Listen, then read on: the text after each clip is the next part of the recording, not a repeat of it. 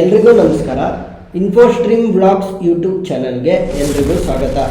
ಈ ವಿಡಿಯೋದಲ್ಲಿ ನಾವು ಸಾವಯವ ಅಥವಾ ನೈಸರ್ಗಿಕ ಕೃಷಿಯಲ್ಲಿ ತನ್ನದೇ ಆದಂಥ ಛಾಪು ಮೂಡಿಸಿರುವ ಗೋಕೃಪಾಮೃತದ ಪ್ರಾಮುಖ್ಯತೆ, ಅದನ್ನು ಯಾವ ರೀತಿ ತಯಾರಿ ಮಾಡಬೇಕು, ಯಾವ ರೀತಿ ಬಳಸಬೇಕು ಅನ್ನುವ ಕಂಪ್ಲೀಟ್ ಮಾಹಿತಿಯನ್ನು ನಾವು ಈ ವಿಡಿಯೋದಲ್ಲಿ ತಿಳ್ಕೊತಾ ಹೋಗೋಣ. ನೀವಿನ್ನೂ ನಮ್ಮ ಯೂಟ್ಯೂಬ್ ಚಾನಲನ್ನು ಸಬ್ಸ್ಕ್ರೈಬ್ ಮಾಡ್ಕೊಂಡಿಲ್ಲ ಅಂತಂದರೆ ಇದೇ ರೀತಿ ಇನ್ಫಾರ್ಮೇಟಿವ್ ವಿಡಿಯೋಗಳಿಗೋಸ್ಕರ ನಮ್ಮ ಇನ್ಫೋಸ್ಟ್ರೀಮ್ ಯೂಟ್ಯೂಬ್ ಚಾನಲನ್ನು ಸಬ್ಸ್ಕ್ರೈಬ್ ಮಾಡ್ಕೊಳ್ಳಿ. ಗೋಕೃಪಾಮೃತ ಇರ್ಬೋದು, ಜೀವಾಮೃತ, ಬೀಜಾಮೃತ, ಈ ಎಲ್ಲ ಅಂಶಗಳನ್ನು ನಾವು ನೈಸರ್ಗಿಕ ಅಥವಾ ಸಾವಯವ ಕೃಷಿಯಲ್ಲಿ ನಾವು ಕಡಿಮೆ ಖರ್ಚಿನಲ್ಲಿ ಜಾಸ್ತಿ ಲಾಭವನ್ನು ಪಡೆಯೋದಕ್ಕೋಸ್ಕರ ಮತ್ತು ಯಾವುದೇ ವಿಷಕಾರಿಯಾದಂತಹ ಅಂಶಗಳನ್ನು ನಮ್ಮ ಬೆಳೆಗಾಗಲಿ, ನಮ್ಮ ಜಮೀನಿಗಾಗಲಿ ಅಥವಾ ನಮ್ಮ ಆಹಾರದಲ್ಲಿ ಸೇರದಂತೆ ಮಾಡೋದಕ್ಕೋಸ್ಕರ ಬಳಕೆ ಮಾಡ್ತಾ ಹೋಗ್ತೀವಿ.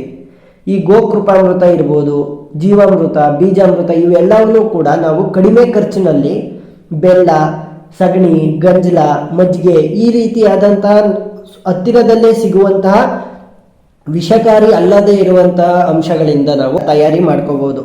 ಇದರಿಂದ ನಮ್ಮ ಜಮೀನಿನ ಫಲವತ್ತತೆ ಕೂಡ ಹೆಚ್ಚುತ್ತೆ, ಹಾಗೂ ನಮ್ಮ ಖರ್ಚು ಕೂಡ ಕಡಿಮೆಯಾಗಿ ನಮ್ಮ ಲಾಭಾಂಶ ಕೂಡ ಹೆಚ್ಚುತ್ತಾ ಹೋಗುತ್ತೆ. ಈ ಗೋಕೃಪಾಮೃತವನ್ನು ಯಾವ ರೀತಿ ತಯಾರಿ ಮಾಡ್ಕೊಳೋದು ಅಂತ ನೋಡ್ತಾ ಹೋದಾಗ ಮೊದಲಿಗೆ ಇದಕ್ಕೆ ಬೇಕಾಗಿರುವಂಥ ಸಾಮಗ್ರಿಗಳನ್ನು ನೋಡೋಣ. ನೀವು ಗೋಕೃಪಾಮೃತನ ರೆಡಿ ಮಾಡ್ಕೋಬೇಕು ಅಂತಂದರೆ ಮೊದಲಿಗೆ ನೀವು ಯಾವುದಾದ್ರೂ ನೆರಳಿರುವಂಥ ಪ್ರದೇಶ, ಮರದ ನೆರಳಿರ್ಬೋದು ಅಥವಾ ಯಾವುದಾದ್ರೂ ಶೆಡ್ಡಿನ ಕೆಳಗಡೆ ಗೋಕೃಪಾಮೃತನ ಸಿದ್ಧ ಮಾಡೋದಕ್ಕೆ ತಯಾರಿ ಮಾಡ್ಕೋಬೇಕಾಗತ್ತೆ. ಯಾಕಂತಂದರೆ ಬಿಸಿಲಿನ ಕಿರಣಗಳು ಗೋಕೃಪಾಮೃತ ಡ್ರಮ್ ಅಥವಾ ಸಿಮೆಂಟ್ ತೊಟ್ಟಿಗೆ ಡೈರೆಕ್ಟಾಗಿ ಬೀಳಬಾರ್ದು. ಎರಡನೇದಾಗಿ 250 ಲೀಟ್ರು ನೀರಿನ ಸಾಮರ್ಥ್ಯ ಇರುವಂಥ ಒಂದು ಪ್ಲಾಸ್ಟಿಕ್ ಡ್ರಮ್ ಇರ್ಬೋದು, ಇಲ್ಲ ಅಂತಂದರೆ ಸಿಮೆಂಟ್ ತೊಟ್ಟಿನ ನೀವು ರೆಡಿ ಮಾಡ್ಕೋಬೇಕಾಗತ್ತೆ. ಅದರಲ್ಲಿ 200 ಲೀಟ್ರ್ ನೀರನ್ನ ಸೇರಿಸ್ಬೇಕು. ಮತ್ತು 2 kg ಬೆಲ್ಲ, ಅದು ಕೂಡ ಕಪ್ಪು ಬೆಲ್ಲ ಆದರೆ ಶ್ರೇಷ್ಠ. ಯಾಕಂತ ಅಂದರೆ ನಾವು ಏನು ಮನೆಗಳಲ್ಲಿ ಯೂಸ್ ಮಾಡ್ತೀವಲ್ಲ, ಪಾಲಿಶ್ ಆಗಿರುವಂಥ ಬೆಲ್ಲ, ಅದರಲ್ಲಿ ಸ್ವಲ್ಪ ಗೋಲ್ಡ್ ಕಲರ್ ಥರ ಬರುತ್ತೆ, ಸ್ವಲ್ಪ ಗೋಲ್ಡ್ ಕಲರ್ ಥರ ಬರುತ್ತಲ್ವ ಬೆಲ್ಲ, ಅದು ಪಾಲಿಶ್ ಆಗಿರುವಂಥ ಬೆಲ್ಲ. ಅದಕ್ಕೋಸ್ಕರ ಅದರ ಪ್ಯೂರ್ ಫಾರ್ಮ್ ಆಗಿರುವಂಥ ಕಪ್ಪು ಬೆಲ್ಲನ ಯೂಸ್ ಮಾಡಬೇಕು. ಅದು ಕೂಡ 2 kg. ಅದನ್ನು ನೀವು ನೀರಿಗೆ ಡೈರೆಕ್ಟಾಗಿ ಹಾಕಬಾರ್ದು.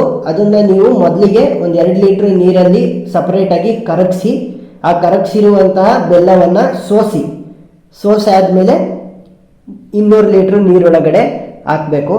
ಅದನ್ನು ಹಾಕಿದ ತಕ್ಷಣ ವೃತ್ತಾಕಾರವಾಗಿ ಒಂದು ಕೋಲನ್ನು ಹಾಕಿ ತಿರುಗಿಸ್ಬೇಕು. ವೃತ್ತಾಕಾರವಾಗಿ ಯಾಕೆ ತಿರುಗಿಸ್ಬೇಕು ಅಂತಂದರೆ, ಜೀವಾಣುಗಳ ಉತ್ಪತ್ತಿ ಆದಾಗ ಜೀವಾಣುಗಳು ವೃತ್ತಾಕಾರವಾಗಿ ತಿರುಗ್ತಾ ಹೋಗ್ತವೆ ಆ ಡ್ರಮ್ ಒಳಗಡೆ. ಆಗ ನೀವೇನಾದ್ರೂ ವೃತ್ತಾಕಾರದ ವಿರುದ್ಧವಾಗಿ ಏನಾದ್ರೂ ನೀವು ಕೋಲನ್ನು ತಿರುಗಿಸಿದ್ರೆ ಜೀವಾಣುಗಳು ಸಾಯುವಂತಹ ಪರಿಸ್ಥಿತಿ ಬರಬಹುದು. ಅದಕ್ಕೋಸ್ಕರ ಆಮೇಲೆ 2 ಲೀಟ್ರು ದೇಸಿ ಹಸುವಿನ ಮಜ್ಜಿಗೆಯನ್ನು ಸೇರಿಸಬೇಕು.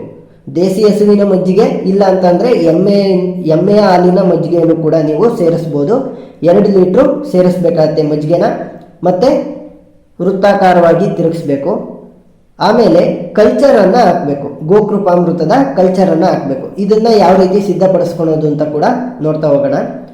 ಕಲ್ಚರನ್ನು ಹಾಕಾದ್ಮೇಲೆ ಮತ್ತೆ ವೃತ್ತಾಕಾರವಾಗಿ ತಿರುಗಿಸಾದ್ಮೇಲೆ ಕೊನೆಗೆ ಆ ಒಂದು ಡ್ರಮ್ ಅಥವಾ ಸಿಮೆಂಟ್ ತೊಟ್ಟಿ ಮೇಲೆ ನೀವೇನು ಮಾಡಬೇಕು, ಒಂದು ಗೋಣಿ ಚೀಲ ಇಲ್ಲ ಅಂತಂದರೆ ಒಂದು ಕಾಟನ್ ಬಟ್ಟೆಯನ್ನು ಮುಚ್ಚಬೇಕು.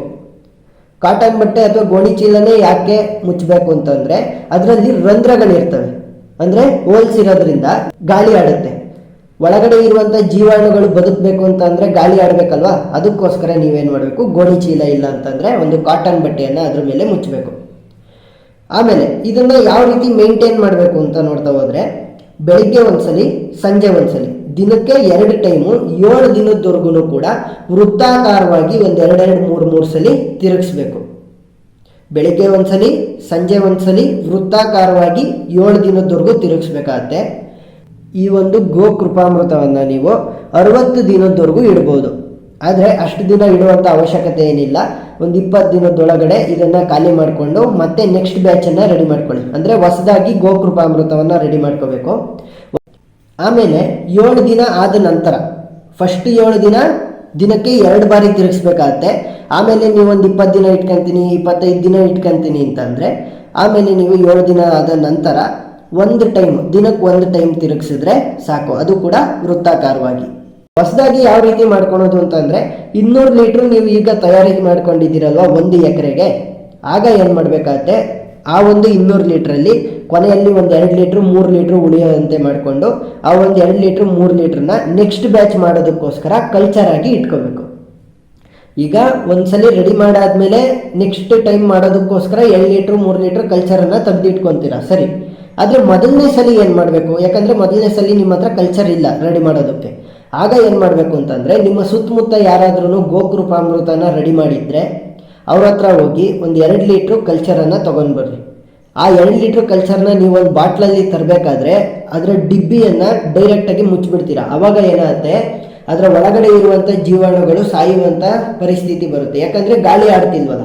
ಅದಕ್ಕೋಸ್ಕರ ಏನು ಮಾಡಬೇಕು, ನೀವು ಆ ಬಾಟ್ಲಲ್ಲಿ ತರ್ತೀರಲ್ವಾ, ಆ ಬಾಟ್ಲಿನ ಮೇಲ್ಗಡೆ ಕ್ಯಾಪಿನಲ್ಲಿ ಒಂದು ಹೋಲ್ನ ಮಾಡಿ. ಆಗ ಗಾಳಿ ಏನಾಗುತ್ತೆ, ಬಾಟ್ಲೊಳಗಡೆನೂ ಕೂಡ ಹೋಗುತ್ತೆ, ಜೀವಾಣುಗಳು ಸಾಯೋದಿಲ್ಲ. ನೀವು ಆ ಒಂದು ಕಲ್ಚರನ್ನು ತಂದು ಗೋಕೃಪಾಮೃತನ ನೀವು ರೆಡಿ ಮಾಡ್ಕೋಬೋದು. ಗೋಕೃಪಾಮೃತ ಸಿದ್ಧವಾದ ಮೇಲೆ ನೀವು ಅದನ್ನು ಬೆಳಗಿನ ಜಾವ ಇಬ್ನಿ ಬೀಳುವಂಥ ಸಮಯ 6ರಿಂದ 7:30 ಒಳಗಡೆ, ಇಲ್ಲ ಅಂತ ಅಂದರೆ ಸಂಜೆ ಒಂದು 5:30-6 ಗಂಟೆ ಬಿಸಿಲೆಲ್ಲ ಹೋಗಾದ್ಮೇಲೆ ಒಂಚೂರು ನೆರಳಾಗುತ್ತಲ್ಲ, ಆ ಟೈಮಲ್ಲಿ ನೀವು ಈ ಗೋಕೃಪಾಮೃತವನ್ನು ನಿಮ್ಮ ಜಮೀನಿಗೆ ಹಾಯಿಸ್ಬೋದು.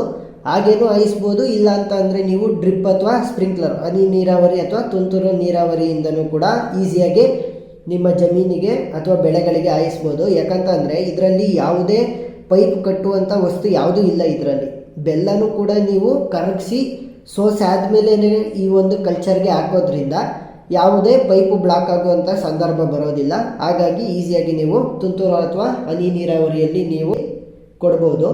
ಮತ್ತು ನೋಡಿ, ಈ ಒಂದು ಗೋಕೃಪಾಮೃತನ ರೆಡಿ ಮಾಡೋದಕ್ಕೆ ಕೇವಲ ಬೆಲ್ಲಕ್ಕೆ 2 kg ಬೆಲ್ಲಕ್ಕೆ ನಮಗೆ ಖರ್ಚು ಬಂದಿದ್ದೇ ಹೊರತು ಇನ್ಯಾವುದಕ್ಕೂ ಕೂಡ ಖರ್ಚಿಲ್ಲ. ಮಜ್ಜಿಗೆ ಮನೆಯಲ್ಲೇ ಇರುತ್ತೆ, ನೀರಂತೂ ಸಿಕ್ಕೇ ಸಿಗುತ್ತೆ, ಡ್ರಮ್ಗಳು ಹಳೆ ಡ್ರಮ್ಗಳಿರ್ತವೆ, ಗೋಣಿ ಚೀಲನೂ ಹಾಗೆ ಇರುತ್ತೆ. ಕಡಿಮೆ ಖರ್ಚಿನಲ್ಲಿ ನಾವು ಗೋಕೃಪಾಮೃತನ ಈಗ ರೆಡಿ ಮಾಡಿವು.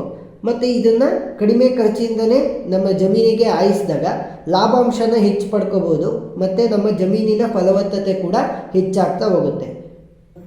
ಮತ್ತು ಇಂಥದ್ದೇ ಪ್ರಾಮುಖ್ಯತೆಯನ್ನು ನೈಸರ್ಗಿಕ ಅಥವಾ ಸಾವಯವ ಕೃಷಿಯಲ್ಲಿ ಹೊಂದಿರುವಂತಹ ಜೀವಾಮೃತ ಮತ್ತು ಬೀಜಾಮೃತನ ಯಾವ ರೀತಿ ಸಿದ್ಧಪಡಿಸಬೇಕು, ಅದರಿಂದ ಆಗುವಂಥ ಲಾಭಗಳೇನು, ಪ್ರತಿಯೊಂದನ್ನು ಕೂಡ ನಾವು ಸಪ್ರೇಟ್ ವಿಡಿಯೋಗಳಲ್ಲಿ ತಿಳಿಸಿದ್ದೀವಿ. ಆ ವಿಡಿಯೋಗಳ ಲಿಂಕನ್ನು ನಾನು ಡಿಸ್ಕ್ರಿಪ್ಷನ್ನಲ್ಲಿ ಕೊಟ್ಟಿರ್ತೀನಿ. ನೀವು ಆ ವಿಡಿಯೋಗಳನ್ನು ನೋಡಿ ವಿಚಾರಗಳನ್ನು ತಿಳ್ಕೊಬೋದು. ಈ ವಿಡಿಯೋದಲ್ಲಿ ನಾವು ಯಾವ ರೀತಿ ಗೋಕೃಪಾಮೃತವನ್ನು ತಯಾರಿ ಮಾಡಬೇಕು, ಅದರ ವಿಶೇಷತೆಗಳೇನು, ಮತ್ತು ಯಾವ ರೀತಿ ಉಪಯೋಗಿಸ್ಬೇಕು ಅಂತ ತಿಳ್ಕೊತಾ ಹೋದ್ವಿ. ಇದೇ ರೀತಿ ಇನ್ಫಾರ್ಮೇಟಿವ್ ವಿಡಿಯೋಗಳಿಗೋಸ್ಕರ ನಮ್ಮ ಯೂಟ್ಯೂಬ್ ಚಾನಲನ್ನು ಸಬ್ಸ್ಕ್ರೈಬ್ ಮಾಡ್ಕೊಳ್ಳಿ. ಮತ್ತು ಯಾವುದಾದ್ರೂ ವಿಚಾರಗಳ ಕುರಿತಾಗಿ ವಿಡಿಯೋ ಮಾಡಬೇಕು ಅಂತ ಇದ್ದರೆ ಕಮೆಂಟ್ ಸೆಕ್ಷನ್ನಲ್ಲಿ ತಿಳಿಸಿ. ಧನ್ಯವಾದ.